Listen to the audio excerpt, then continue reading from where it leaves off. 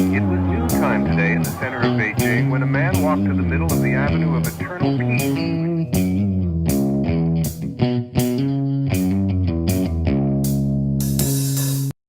Well, all right. Welcome back to the Survival and Basic Badass Podcast, Kevin and Chuck.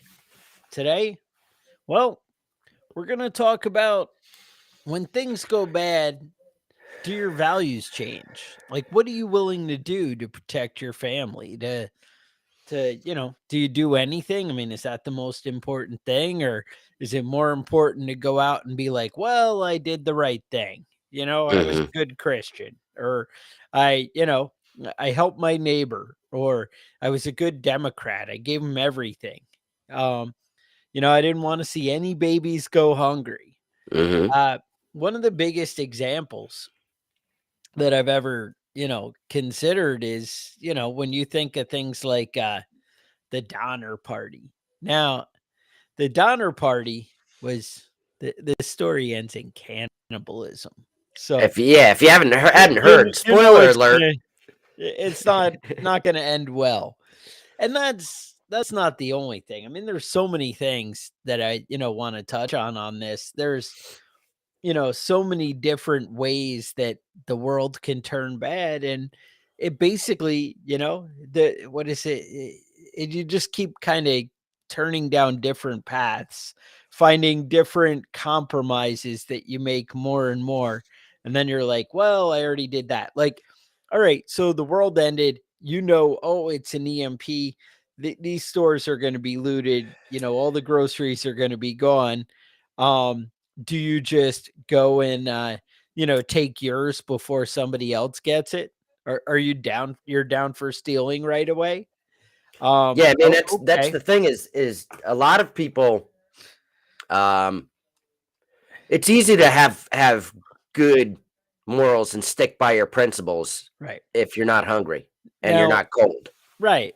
Now, what happens if you grab the box of chocolate Lucky Charms and there's only 2 boxes left? You got both of them.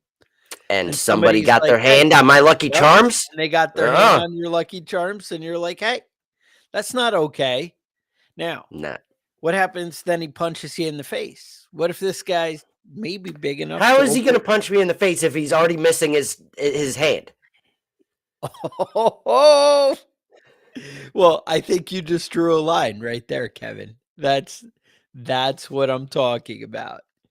Now, let's talk like let's go down this kind of ugly road, and we'll get down into the nitty gritty of all this. But the Donner Party. I mean, to me, this is the most extreme example Right, of right. And this is, of I what are mean, you willing to do? yeah, and these are And people that were well prepared. They were yeah, wealthy. They very had well, right? massive amounts of cattle with them, massive amounts of gold and silver with them. They Yes, were wealthy people, they and they had a planned well ahead of time. two-story wagon. Yeah, we're like, That's like what? It said it right? took 8 oxen to pull that one. Yeah, it was What is it? luxury palace, is how it was Yeah, described. his 12-year-old daughter called it the Prairie Palace. Right, the Prairie Palace. See, you're on it. But that's the thing. It was they had all these things, and it wasn't just, oh, we're taking our wealth. They actually did a really good job of, stockpiling oxen and food, and they had a lot of supplies.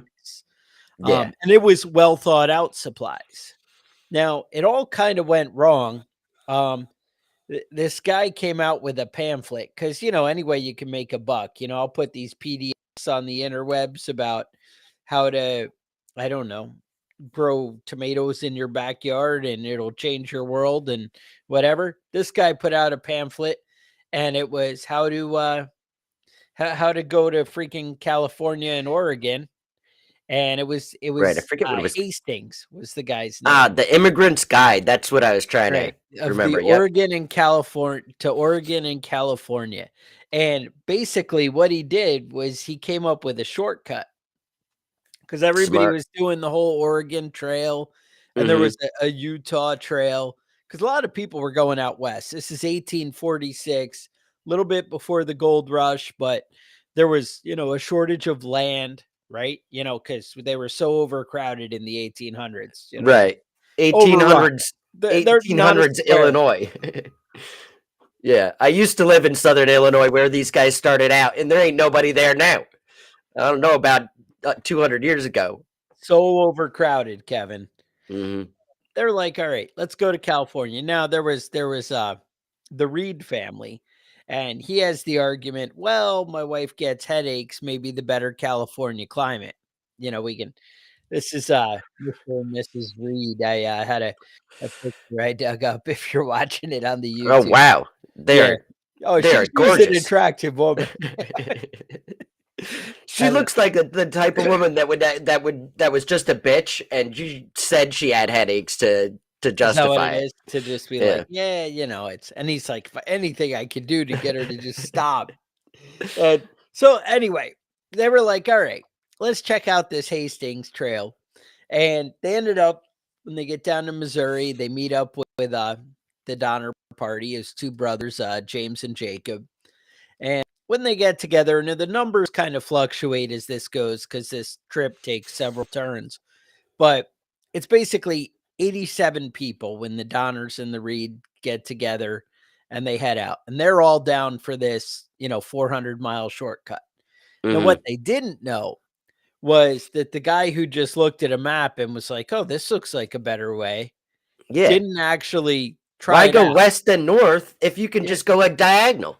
right. Like, this is obvious, a straight line, right? Mhm. And so they were going to save, I think it was 400 miles off the trip. And Yeah. he By put in going his right notes over the Rocky that Mountains. it was, yeah, but he put in his notes that, oh, you'll be able to do it with a wagon. It's no problem. Everybody, this is the way to do it. Mhm. It's So not hundreds of miles of desert, now, there's not. what is ironic? Yeah, exactly. What's ironic is the day that they decide to head out, like when they meet up together, the Donners and the Reeds, Right. is the same day that Hastings is like, hey, I should check out my trail and see if this is even doable. Mhm.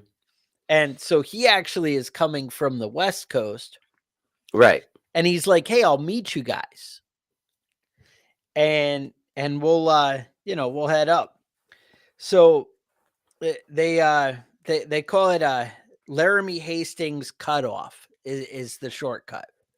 And he actually hears about their party doing the trip and he sends word ahead and is like, hey, I'm going to meet you right at the entrance and I'm going to take you through it. So they're like, oh, this is going to be sweet. Now, as they start to go, they stop at a military base and they're like, hey, you know what?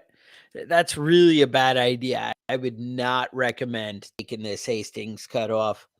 Right. And at this point, see, I heard some conflicting stories. I should have done a little better research, but Mhm. at that point, at the Reed party's like, you know what? Maybe we just stick with our thing. Yeah. But yeah, I'm not sure on that one. I don't know. So anyway, so the Donners, the point is what we're willing to do. So just stay with me here. So the Yeah, so Donner they party, everybody goes on, and it's still like 84 people because they kept acquiring people and Mhm. Right. losing people. They're like, no, you know what? We're gonna do it. So they get there, and Hastings is nowhere to be found. However, they run into another family and they're like, hey, we met Hastings. He went ahead and said, you guys just catch up and left a note. Hey, everything's good. Make it happen. Mhm. So they head out and they end up getting to, as Kevin said, things kind of turn worse when they get to the mountains. They get to a place called Weber's Canyon. And I saw some pictures. It's not exactly covered wagon friendly. No. And so they end up staying and waiting and like, hey, we're not sure what to do. And they stay a couple days and it doesn't end well. So, but they eventually are like, you know what, fuck it. We have to lose some wagons, we have to lose some oxen. We're just gonna keep going, and they push through. And they do, and they get through Weber Canyon. Then they end up crossing the salt they have to cross the Salt Lake Desert. Now, here's one of the one of the problems here. They're crossing the Salt Lake Desert, and Hastings was like, "Oh, it's just going to take like 2 days. You Right. get right Nice through and that. flat, hard No hard problem." surface, just fucking roll right across that thing. The hard surface, not so much. Mhm. So the wagons ended up getting stuck. They lose 32 oxen crossing this desert because they're just getting stuck. It's a disaster. They finally Mhm. end up, this slows them down so much that by the time they get to the Sierra Nevada mountains, there is like 4 to 5 feet of snow. And they're like, fuck it. We can't, come through this. This is insanity. And there's no way we're going to be able to power through. So they decide to hunker down for the winter. Mhm. And this is where things start to go awry. Yeah. I don't know. So, dude, they made effort, like, Mhm. to not eat each other, right? Right. Like I don't know that they said, "Hey, let's not eat each other yet. Let's do this." But they were eating the marrow out of the bones. They were eating bark off the trees. They were Mhm. boiling the hides of the animals and chewing Uh-huh. on that, chewing on the leather. Yeah, it's not all stuff that you don't want to eat, that you And shouldn't be then eating. now nobody really knows how it went, to like there's conflicting stories coming out of them. And you want to think, oh, well, some people just froze or starved to death and then they ate them. But they do know that there were 2 Native Americans that they shot and that they ate. So, Mhm. 81 people ended up being trapped at the Sierra Nevadas there. 45 of the people survived, and they said basically about half 8 people. All Mhm. right. Now, I mean, we're moving into the future. Soylent Green, I mean, hey, Yeah, and Native Americans, it's yeah, I the other mean, red are they meat. even people? It's, yeah, you can go to hell for that one. Yeah. That was the joke. If you didn't, Kevin, Yeah, yeah, yeah. Kevin, help you out Yeah, here. but I'm gonna get I shot. mean, there's a lot of stories coming out. Now, I don't know how true this is, but I know that a lot of people that eat people Yeah. get a taste for it. Oh, And so maybe you're starving at first and then you eat somebody, but they didn't really taste great, so you have to kill somebody else and see how they taste. Maybe one will taste better. Maybe the next one will taste better. I remember reading an interview, reading a news article about an interview where one of the little girls said that mommy tasted the best. That's some crazy stuff. If a little 9-year-old girl told me that she ate her mom, nah, I'm out. I'm out. That's the beginning of a horror movie, man. Um, yeah. No, that's pretty rough. yeah. So they did eat some people. Basically what they did was they got stuck in the snow and they basically had to hunker down under big pine trees. Is how they originally set things up. They got under the boughs of the pine trees where the snow, kind of made a depression around the base of the tree, Uh-huh. and they'd get in there. But I mean, as you run a fire and stuff, that snow above you melts, and it's just not possible to really stay warm in there. You're wet and nasty, and yeah, no, Hmm. nobody wants any part of that. And that's, I imagine, the wind and it just can't be good. And the higher elevation, you got thinner air, just everything is, and it goes bad. But that's it. How do you get to that point? Now, you had another story on the whole cannibalism thing. It's not exactly unheard of. This Right. has happened a few times. So Yeah, it has happened a couple times. This is one is about a rugby team, right? In yeah, Chile. Uruguayan Air Force Flight 571. So it was an Air Force plane that was carrying these Mind you, people, an but Air it Force wasn't. plane they call the lead sled.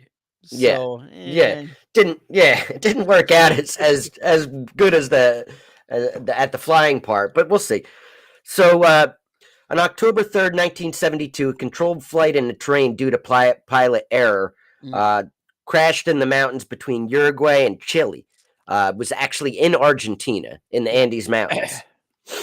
Um, there were 45 people on the plane, including passengers and crew. mm, 12 of them died initially, but I mean that was just the beginning. So once they crashed, a lot of people were really fucked up. Yeah. Most of the people on the plane were One of in the bad guys was shape. in a coma for 3 days. There were some Right. broken bones and Yeah, a it lot was of rough. people had compound fractures where their bones were like sticking out of them and stuff, like serious issues. And if you don't have medical help pretty quickly with some of these issues, it's just not going to work out. And the pilot had a gun and was like, "You know what? Just shoot me. It's so Yeah. bad." Yeah, And he was crushed in between the right. control panel and And the they were back of like, the "You know what? wall. We can't do that." But then Yeah. he just died right Yeah, after. right at the beginning, everybody still had their morals intact, and I'm not gonna kill somebody.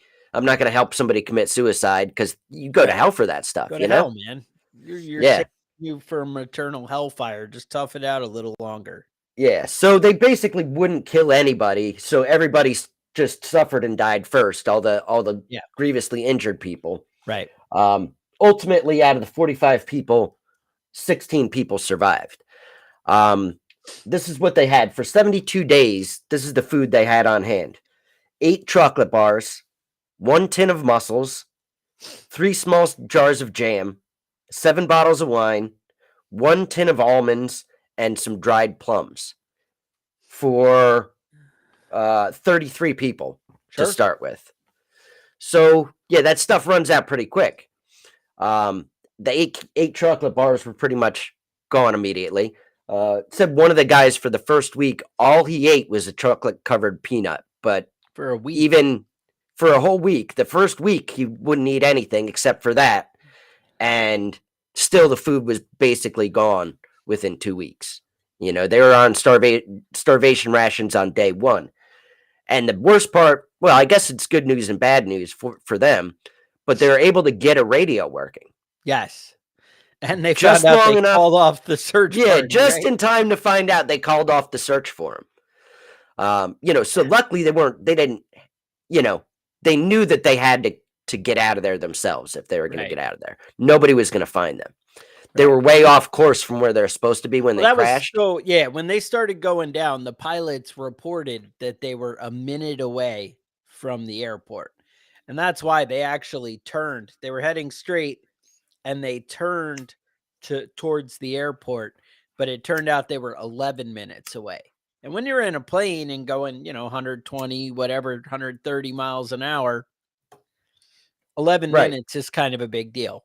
It Right. kind of affects your area.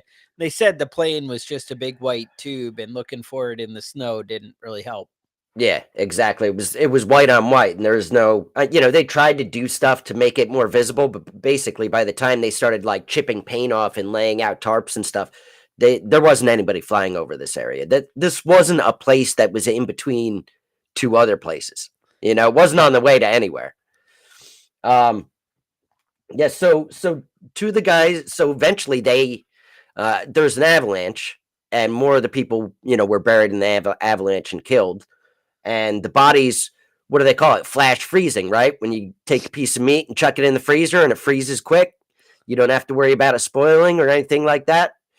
They were flash frozen.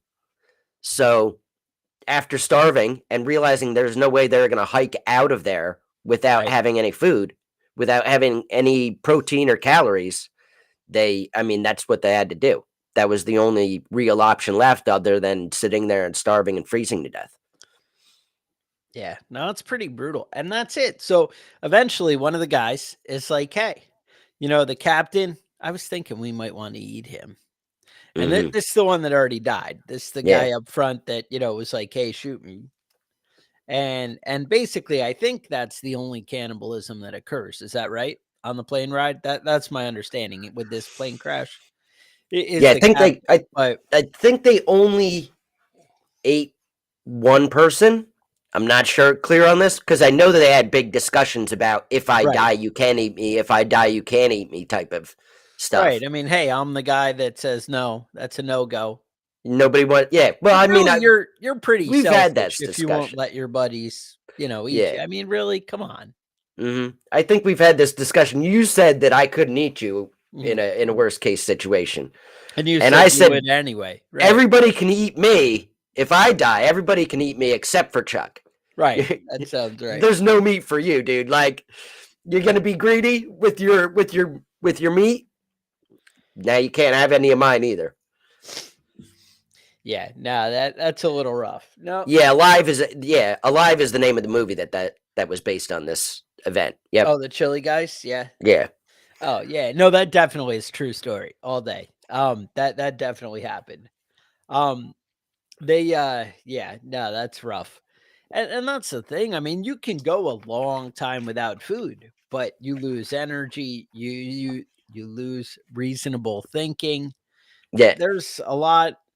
There's a Well, lot more to it, because people don't generally go from having a full 2,000 calorie a day healthy diet one day to the next day right. having 0 calories. That's not really how How that you do it? works. No. You're trying to squeeze in anything that you can get that you can eat, any calories here and there, and slowly kind of dwindle away. There's a lot of side effects from Yeah. starvation. I know people say 3 weeks, right? Takes 3 weeks to starve. That's with going from a healthy diet to no food. But you can stretch it out and just make your life miserable for months. And they did a Forever. study with these guys in Minnesota during the Second World War. They got several healthy young men that they put them in this study instead of sending them to war. Basically, it Sure. was like a trade-off type thing, Oh, that's a and good they deal. they started shorting them on food to like give it a test run. You know what I mean? See what really happens. So it went from a full diet for 2 months. They'd fed them and regulated all the food to half diet. And things start out going somewhat normal. You're a little bit hungry. It's not a big deal. You're a little bit hungry, but things get worse and worse over time, right? As you start being in that calorie deficit over a longer and longer period of time, and there's several like effects that has on your mental health. Right. So immediately, the first one is confusion. Your concentration gets worse. Um, then you start thinking about food all the time. You dream about it, you daydream about it, you just kind of zone out thinking about food. You hoard your food. This is something that a lot of people don't realize, but when you're in a starvation mode, you start hoarding things, not just food, but everything in general. And even if you're the only person and you've got all the food, sometimes you won't even eat it because you're saving it for later. And there's a lot of people that Smart. have starved to death with food. You know what I mean? They had food, but they didn't want to eat it until they needed it. And And they missed that window. they were just too confused. Like Yeah. your brain doesn't work right. So it leads to depression. Depression is a major effect. Irritability and anger. Who hasn't been hangry? You know what I mean? Yes. That's one we're Yes. familiar with. You're more prone to hysteria, just losing your shit over nothing, Maybe that's because And why then, I'm always hungry all the time. Maybe that's why I'm angry. yeah, maybe that's And that it. fits. That tracks. Yep. Yeah, and reduced strength and coordination obviously comes with reduced calories, but those are the major findings of that study. And I think a lot of people miss that though, is the damage on your mental health Yes, it's that sort huge. of thing can have. No, it really does. And that's you just start making poor judgment calls. That's kind of thing. Like people are like, "Oh, well, I go all the time. I don't cut myself with my pocket knife and the hatchet or Right, whatever." And then they're like, "Why in the apocalypse, in every story somebody cuts their hand with the hatchet or the knife?" right. One, you are, in these scenarios, you're typically doing things that you're not normally doing. However, on the flip side, everything starts to slip, your coordination, your mental ability, all this hmm stuff. It really makes a difference in how alert that you are when you go from one to the other. Like, to be honest, I mean, a lot of stories came out of the military and different times where you can learn to function in these reduced calorie states and things like that.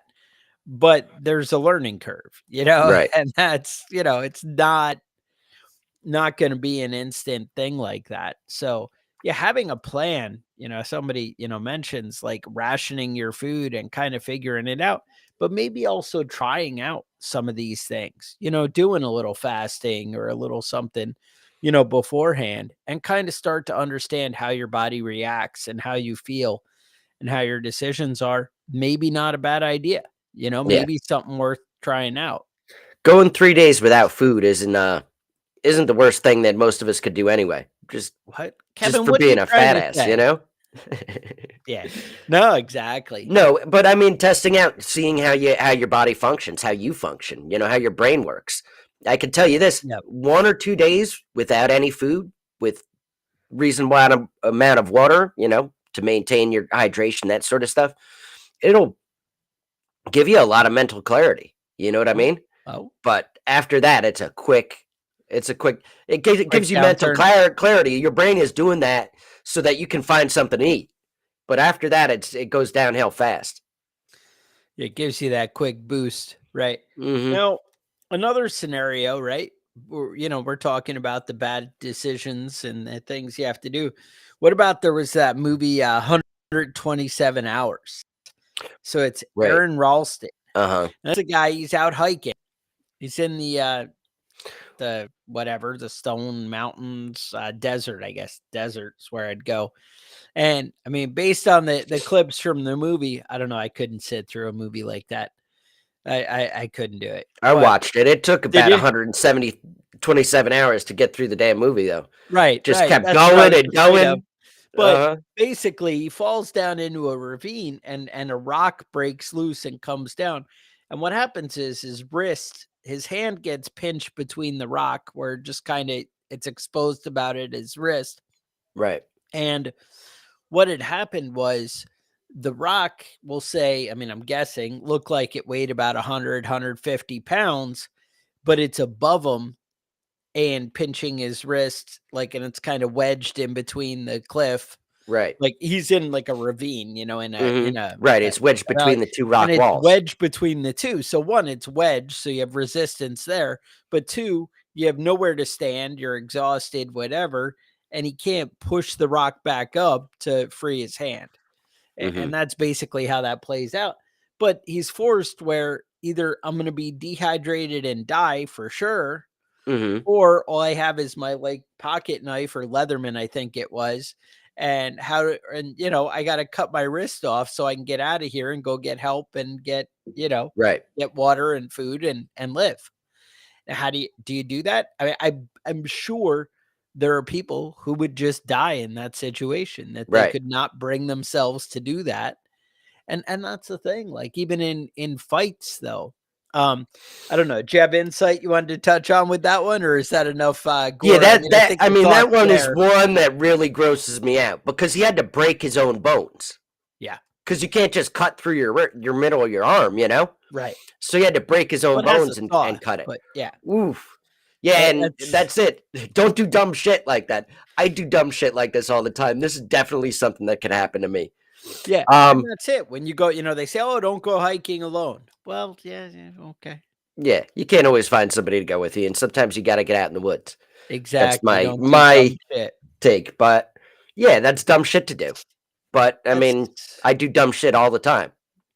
and That's one and of my hobbies is doing dumb shit. And that's it. It just takes like the wrong scenario of One little events. mistake, You're right? going Mhm. and the copperhead bites you in the leg and you're like, "Ooh." And Mhm. like I said, that may not be the deal ender, but that may change things down a horrible path. And then Right. the next thing, you know, Yeah, so a lot of these situations though, it's really something that you have to think about ahead of time before you get in a situation like that. Are you willing to break your own arm and cut your hand off? right? No, that's a big ask, but after That's a 5 big days of ask. not eating anything, maybe you start making some crazy decisions, and that's something that's worthwhile. And that's the thing. I mean, 127 hours, you're like, "Oh, well, that's not, these other people we just talked about went, a lot further." However, he's in the middle of the desert and he's not even, able to move. He's got, there's Mhm. issues there. But there's so many other things that you kind of need to confront mentally. And I think that's one of the things, we talked about going without food and stuff like that. That's a big deal. But what happens when your babies are starving?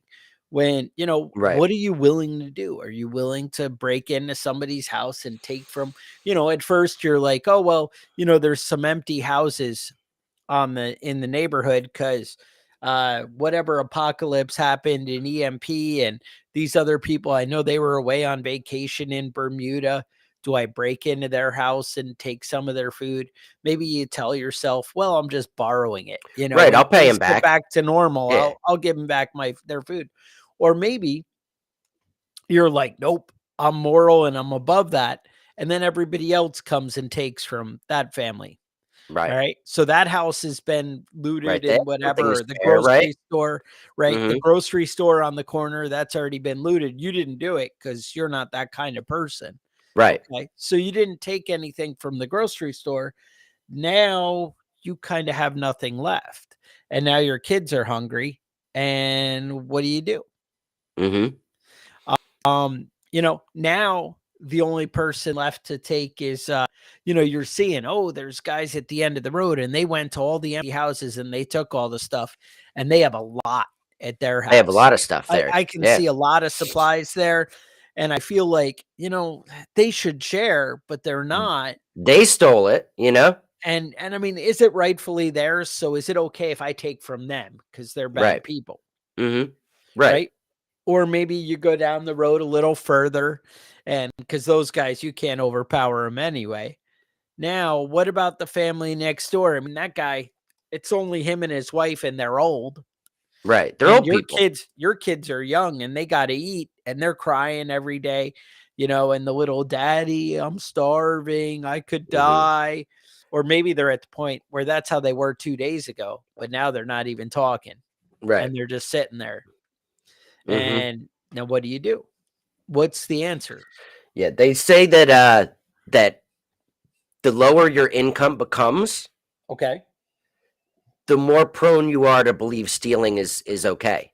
So that's not just saying that poor people are more likely to steal, but that's saying that the less money you have going forward, the less resources you have, the less things you have, the more likely morally would be to say that it's okay to steal to feed your kids. But what if your kids don't like bread? You know what I mean? What if they like Mhm. something else, like, I don't know, cigarettes? You know, Filet mignon. maybe your Okay. kids, like whiskey. I don't know what they do. I mean, I don't know what your kids are into. Not every kid loves chocolate. Okay. So, I mean, is that okay to steal? Maybe you need to hijack a truck full of cigarettes to take care of your family. It's only right. That's what they want. You know, you taking care of your Exactly. family. Kevin, this is all Just about saying. justifying your attraction to whiskey, isn't it? This is all A hypothetical. roundabout way. I mean, I know you were like, "Oh, well, cigarettes and whiskey, that sounds right." Yeah, that's my Oh, my well, that weekend truck that food. crashed with the good cigars. I mean, Yeah. like Yep. they could even find a market in the apocalypse for You know what good I'm saying? cigars. By the time they get out here and clean all these cigars up, they're Right. all gonna have gone bad out in the sun And to like be that. honest, the Come people on. they could distribute them to, are they really Uh going to appreciate it like you'd appreciate it? huh. Exactly. That's, Exactly. you Yeah. got to But I have mean, It standards. is. It definitely is something that a lot of people like to think that their morals are set in stone. But there's been study after study showing that the worse of a situation you're in, the more stuff you would justify and you can justify Right. doing. And that's now here's the next scenario, right? So, all right, you have food set aside and you're making a road trip. You're going to Aunt Susie's in 2 states away, right? Hmm. And cuz she's got the big farm and they have a pond and they have, a big cornfield and I know that she has 20 cows. And if we can just make it to Aunt Susie's farm, we're going to live. And this is after maybe an EMP strike, right? Right. And so nobody's moving, no food's coming, no resupply cuz it's we'll say, hackers and EMPs basically took out, you know, 50% of the world and everybody's going to take a while. So nobody else is coming for, support or aid. Right. Mhm. And so anyway, so you're going to go to Susie's. You're 2 states away. You got a road trip. It's going to take 1 to 2 weeks. You don't know roadblocks or who knows what you're going to encounter as you Right. make this trip. But you have 3 days worth of food for you and your family at eating, we'll say 1,500 calories a day. So you're kind of rationing it and you can move and you have enough water just for each day. And you might have maybe a water filter, but you don't know what you're going to find or what the world's going to permit. Now, Mhm. you're going, ends up you're 3, 4, 5 days into this trip and you're still not there, but you still have, we'll say 2,000 calories worth of food, between the three of you. And it's just you, your wife, and your little kid, your 3-year-old or whatever. And you come across a mother who's got a baby who's barely hanging on and they just need a little water and a little something. Do you give them a granola bar that is going to be something that causes or do you kind of say to yourself, you know what, this person isn't going to make it? Because Mhm. you giving them water or food today, where are they Right. going to Doesn't be mean they're gonna tomorrow? have food to eat What's the tomorrow. and are you taking away from your family who you're obligated as a man or whatever to take care of, or as a Mhm. mother to take care of your children?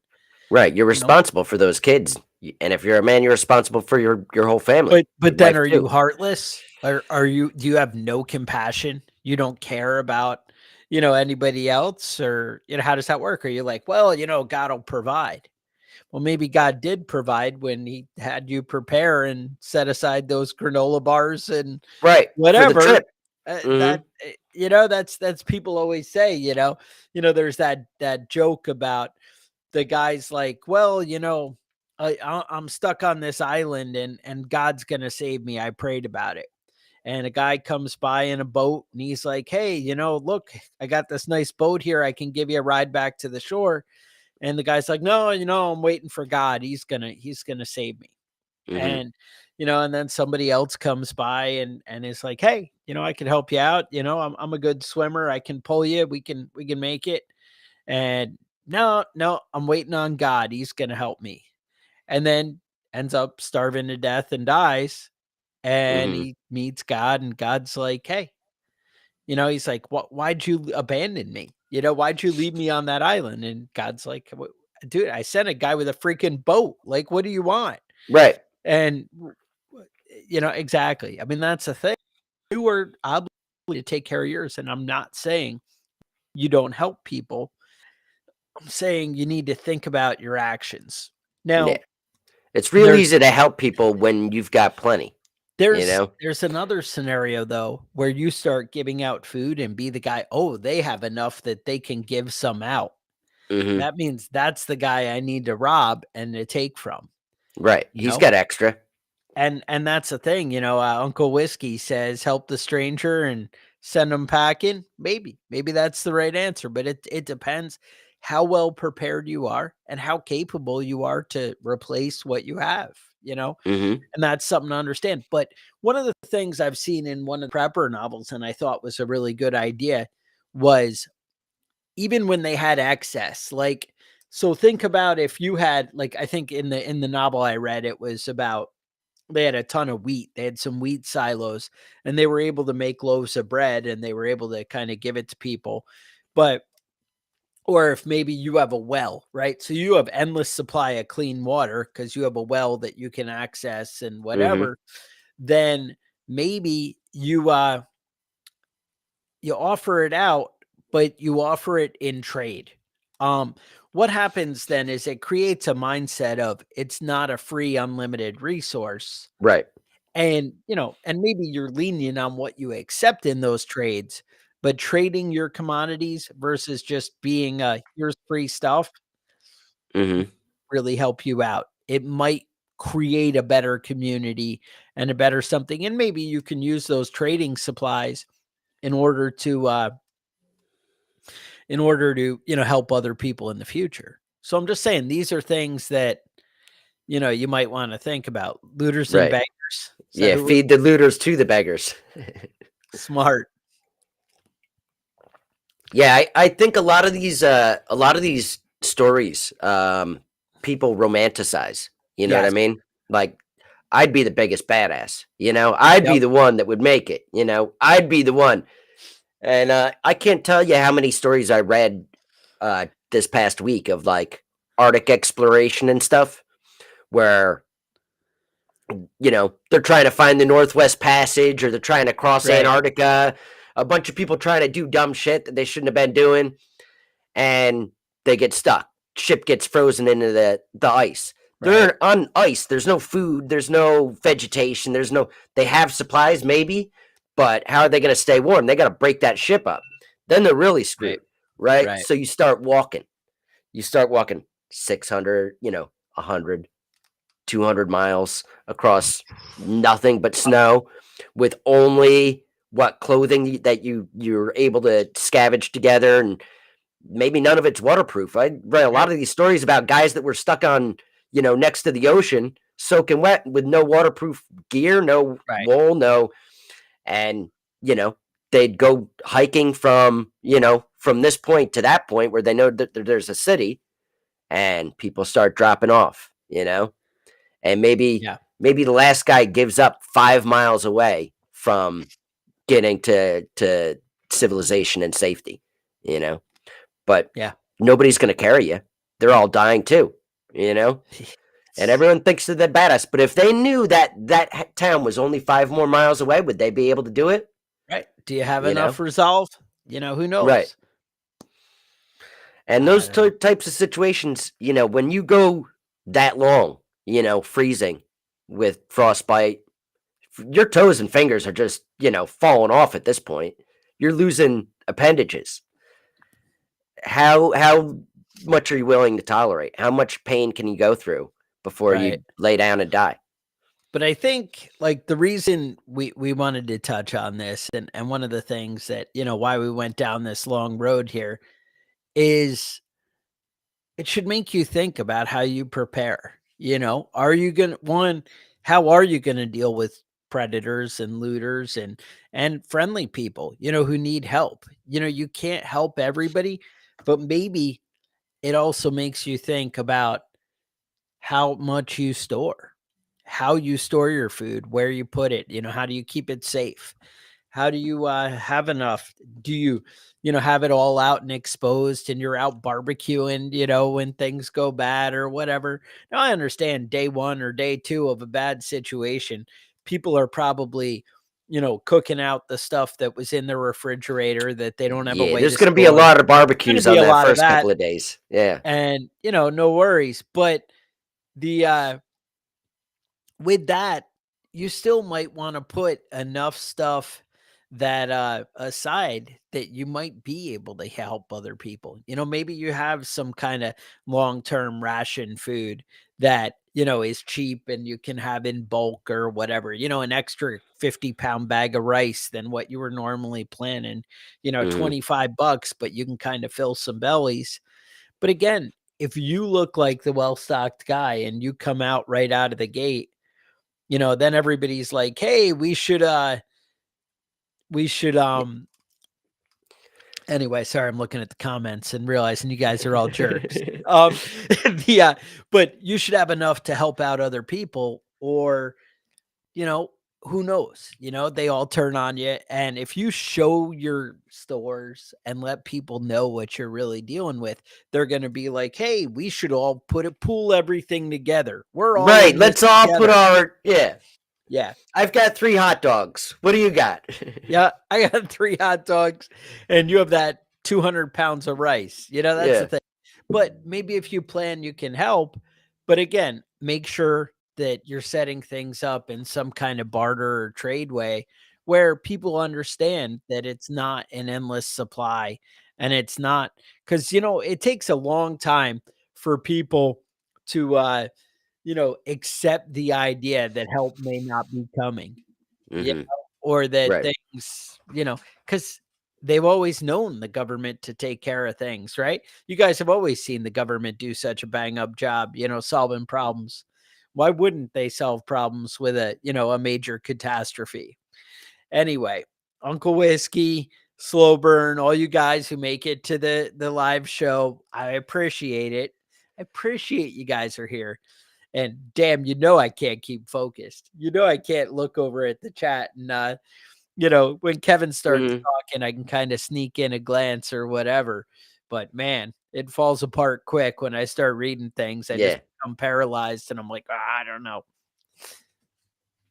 All right. So if you guys want to get a hold of us and give us some ideas, some show ideas, preppingbadass@gmail.com. What's our Patreon, Chuck? Patreon.com/preppingbadass. And if you head over there and you commit to a little pledge, we might have a free mug that you get with your support, maybe a survival and basic badass t-shirt, something pretty cool like that. We also can get badass gear at preppingbadass.com. Just up at the top, click on gear. You can find cool stuff. Actually, I've heard nothing but good reports on the shirts and stuff lately. Good, I know I'm in the gonna have to order past some I was more. like, we're going to redo it and we're going to make it better or whatever. Well, we've gotten stuff, checked out, and now things seem like they're, a little higher level of quality. So if you guys are looking for some cool gear, you might want to check that out. Otherwise, I would say stay safe, and we will talk to you guys next week.